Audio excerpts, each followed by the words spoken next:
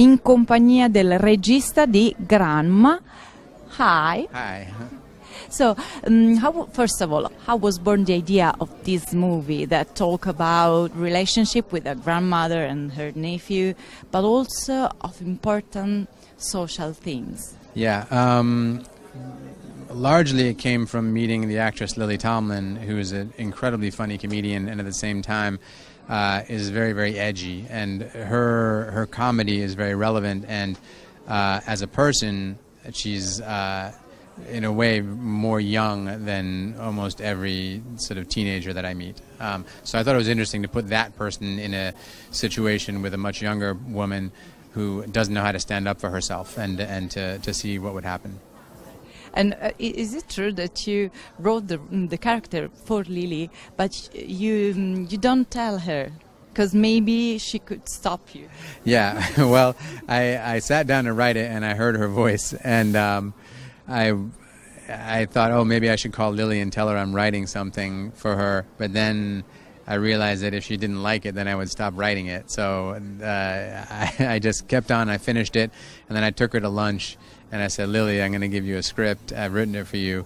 And I remember she was eating a steak salad at lunch, and I was worried she was going to choke on the steak. So look, she read it, and the character is very close to her in real life, to her humor, and in ways to her personal history. So it was very, very important to her, I think. So it took me a little while until she agreed to finally do it.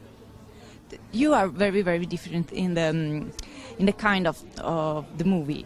I mean, American Pie is one, About a Boy is another one, Grandma is another one again.